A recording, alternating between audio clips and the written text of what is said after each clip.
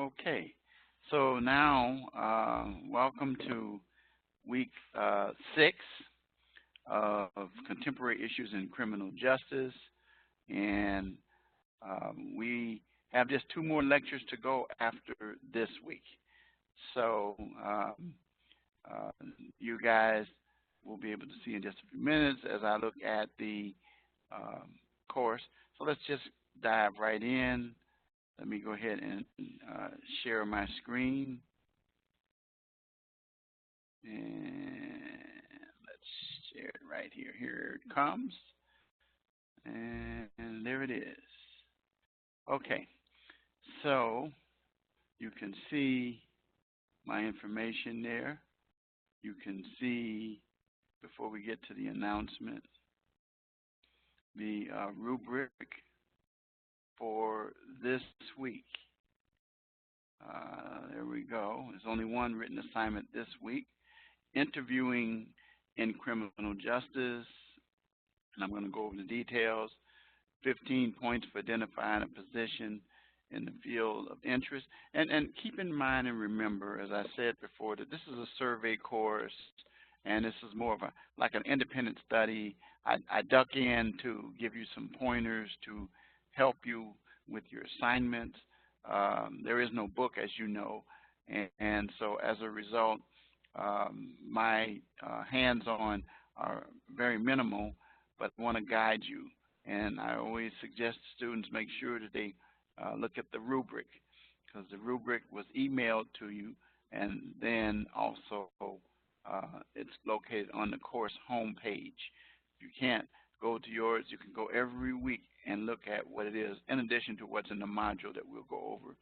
So anyway, 15 points for identifying a position in the field of interest, 10 points for explaining 8 possible interview questions and some responses. Make sure that you also satisfy the APA requirements, cover sheet, Roman 12 should be your font, and references at the end.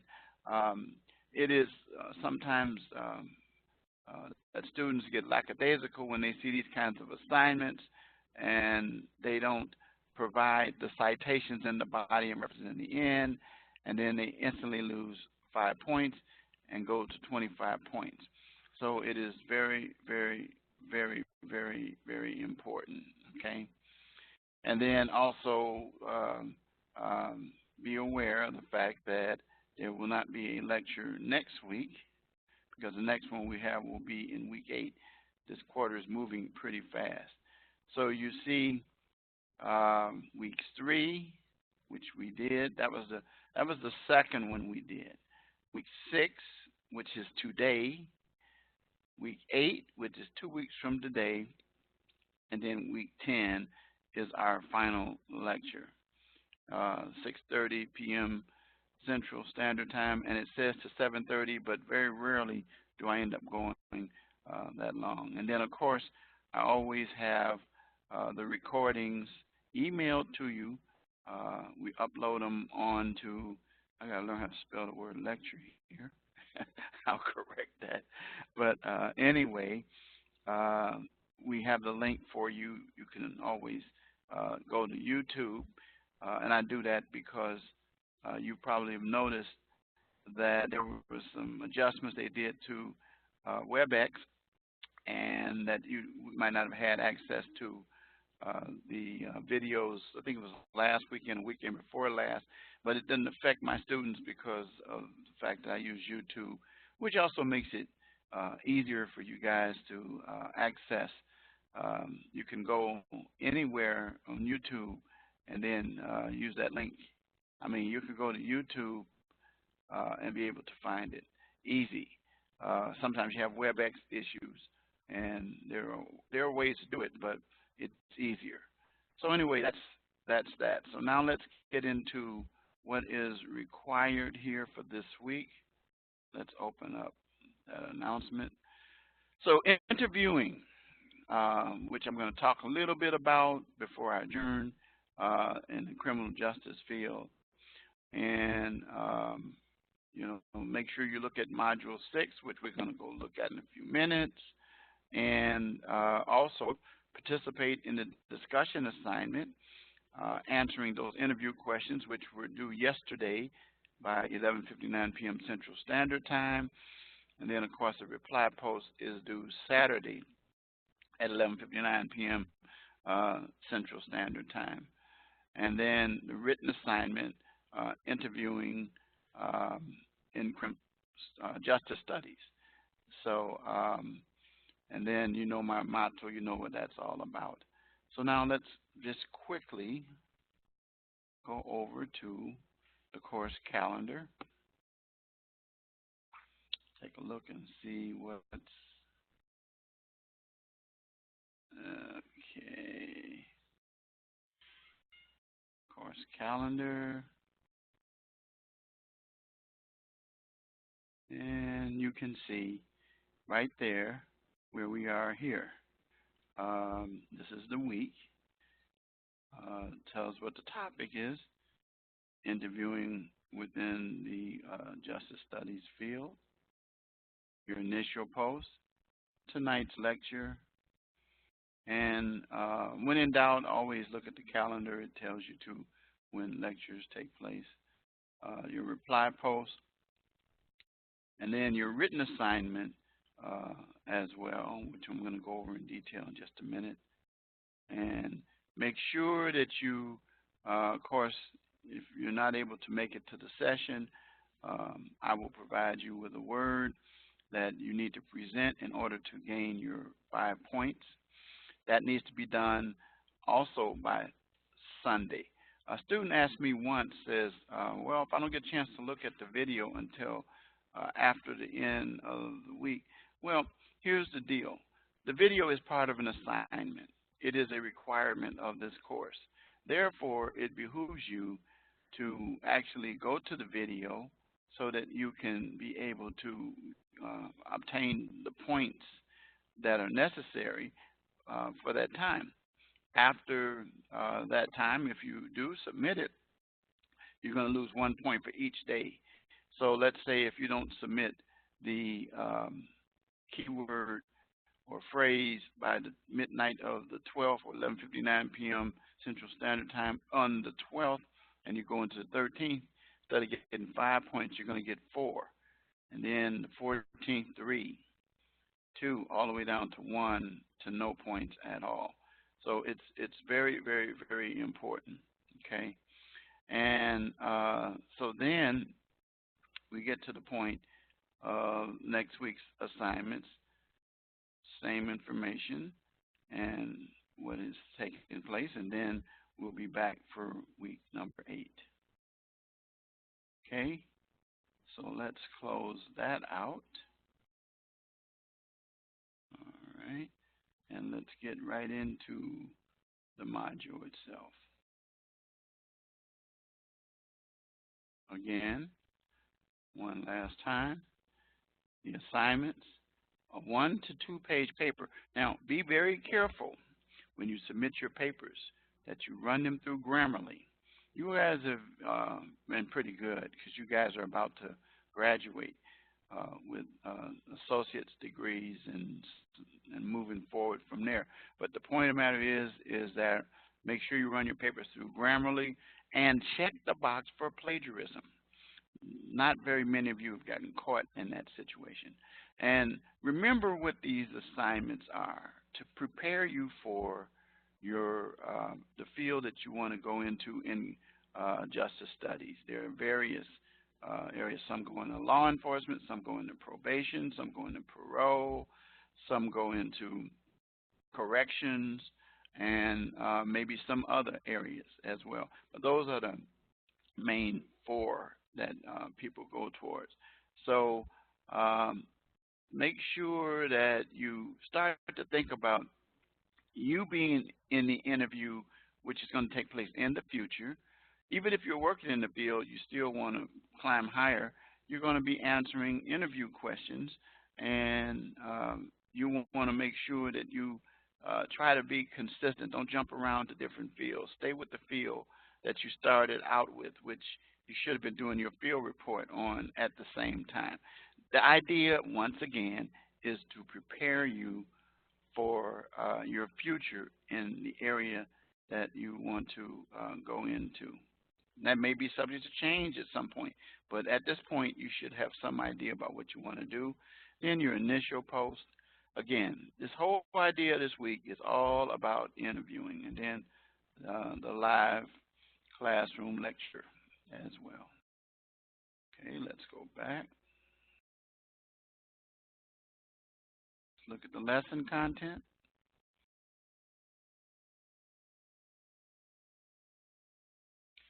Again, the assignments, very, very, very few. And so the objectives and the idea, I'm going to discuss these 3 bullet points, is to recognize there are certain things that you do in terms of want to be hired. For example, one of the things that I've suggested to students is, first of all, number one, in order to prepare for an interview, research the organization. You guys have the advantage of something that I didn't have when I started out. I wanted to be a lawyer, and we didn't have the internet. We didn't have all kinds of sources that you have out there. You didn't have the library and learning center type thing that we had. We had to actually go to the library and read books themselves. But a lot of the interviewing, you learn from people who you know or talk to about the jobs. I know that I have conducted for this college at the Rasmussen campuses in Illinois what we call mock interviews. And during those mock interviews, we had a series of questions. And one of the questions that we would always ask is to give a student a, why are you interested in this area? What leads you into this area? Why do you feel that you can do a good job? Those are multiple questions. But the focus is to have the person who's interviewing you to be able to feel that you're not just shooting in the dark for a job. Remember, you're looking for a career. You're looking for an area that you can elevate your life in and climb higher. And understand that for the various areas in criminal justice, there are variations. For example, the interviews for those who are going into law enforcement might be a little different, because remember the phase that you're dealing with people in law enforcement. Law enforcement consists of police officers primarily, but you're dealing with individuals before they've been convicted. You're conducting investigations, and so your questions will be geared in the direction of how would you maybe handle a scenario if you came upon it. You might even be asked a question as simple as this is, are you familiar with the Miranda warnings? And, you know, you don't have to know them off the top of your head, but you can generally repeat them like the way that I know how to repeat them. You have the right to remain silent. Anything you say can and will be used against you in the court of law. You have the right to an attorney. And do you understand these rights? You know, so forth and so on. But one of the things that you will learn is that officers will not do it off the top of their head. Most of the time, they will read from pre-printed cards. And I teach that to my students in my classes that are in law enforcement. That is a pre-printed card that you use. So anyway, what I'm saying is this. That might be a question that's asked of you, but boy, when you throw in, say, well, these are the rights, I don't want to try to remember them off the top of my head, but there is a pre-printed card, which I understand that most departments provide. And then at that point, then the person interviewing might say, well, that's good. They'll appreciate that you're conscious of that. Also, they'll give you a scenario. And this applies across the board. How would you handle a situation? They might give you a hypothetical in a correction situation. Is something that you witnessed that was not correct, and how did you handle it? Or let's say this, one of the popular ones is if you were working as a correction officer and you were threatened, um, how would you handle that situation, and what would be your course of action after that? Well, in that instance, they're going to be looking to see if you're going to follow the rules of the institution, or you should be aware that most institutions want guards or correction officers who are cognizant of the fact that reporting this is the number one thing. And would you report it might be the direct question. And then if so, why? Not just because of the rules, but also because it's for the safety of everyone involved, the inmates, visitors, and your fellow workers as well. So those kinds of things. So interviewing questions with parole and probation will probably be different because, again, you'd be given a scenario about if a person, for example, was to violate parole, what would you do? And then you give your answer. And then, of course, that's going to depend. As friends I know who are parole and probation officers say, it would depend on the seriousness of the violation, and is it a violation that can be corrected? Because the objective is not to send the person back if you don't have to. Of course, it depends on, like I said, again, repeating the seriousness of the violation. So there are questions that relate to ethics. There are questions to determine, have you done any research on the organization? Never, ever go to an interview without researching the organization and learning things in the organization. You don't have to know individuals who hold certain positions, but be aware of how the organization functions. And that information is generally readily available to you before the interview. And again, you will often be questioned on your ethics and professionalism in terms of given situations and circumstances.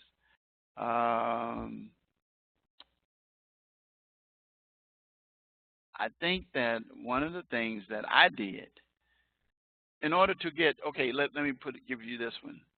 When I was being interviewed for what we call the state program coordinator job at Rasmussen College, I was already an instructor. I was an adjunct instructor, and I had taught criminal justice, had worked in the criminal justice field as a, the roles, police officer. I had operated as a defense attorney, prosecutor, and I had also been a paralegal. So I had done all these things in my years prior to teaching.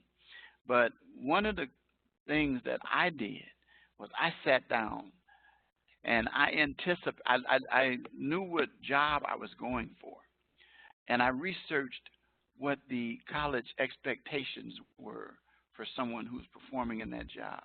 And I sat down and I hypothesized to myself possible questions if I was interviewing myself for the job.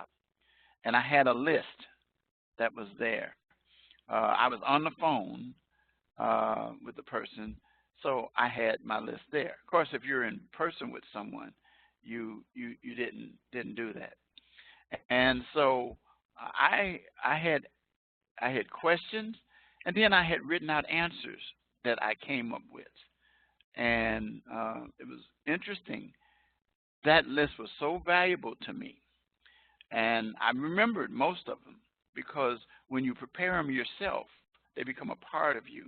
So I basically studied the possible questions and provided answers. And so I was ready. The other thing I did was I put together my own unique plan for what I would do in the position. Again, that goes back to me understanding what the requirements of the position were, but also how I would take it to another level. And so I included that information. And you know what I did? I went to the interview and I had a plan of action written out for that position. Now, I guess what I'm saying to you is that this is something that you won't always have, like if you're going for a foundational position. But I was going for um, a leadership role, and going for a leadership role, then I had been working in the area and knew the things that they required and wanted and expected of me. But I also, again, knew some things that I thought that if I'm going to be a leader or I'm going to be a part of administration, I'm going to be able to bring something to the table to enhance what the program already has. And so those are the kind of things I set down. So I had my strategic plan. I had it.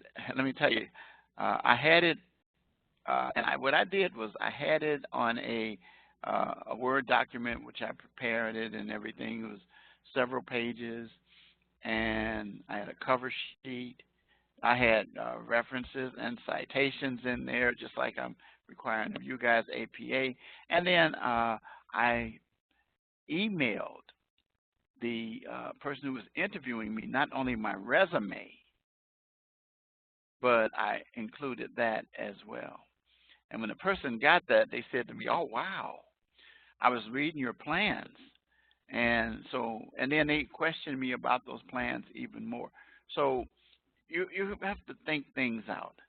So what is it that one of the questions that was asked of me, why do you think that you're the best person for the position, for the job? And I was ready to answer that. Bam, I hit him right between the eyes with the reason why. And when I finished presenting that, the person who interviewed me said to me, "I think I got my person. I got to go through the process of interviewing other people, but I love everything." So I moved to the front of the list. Incidentally, I was the first person interviewed for that position, and then they went several weeks before I got it. What I'm saying to you is this applies to any. I have never gone to a job interview and never had a turn down. My resume was professionally laid out, which we have a module in here that we deal with that coming up. Let's see, I think that is I think that's might be module 9. Yeah, I think it's module 9. But anyway, the point of the matter is that everything was tight knit, and with my questions, I was comfortable. I listened, and I went straight to the point, and avoid name dropping and stuff like that. Sometimes people might ask, do you know so and so? Yeah, I'm familiar with them, and then what they do and so forth.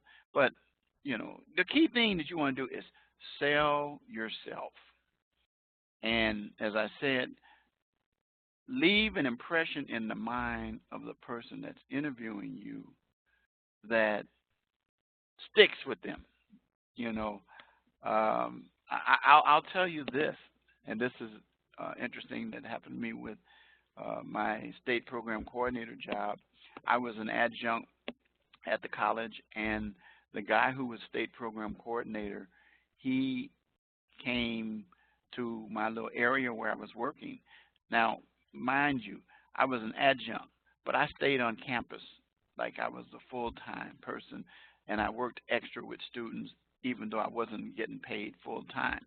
But eventually what happened is that I was there at the location, and the guy who was the dean who would ultimately interview me was introduced to me, and the state program coordinator at that time said that I was his right-hand guy and that I'm very available, even more than most adjuncts. So we had a little 5, maybe 10-minute discussion, and after that, that was the first time I saw him.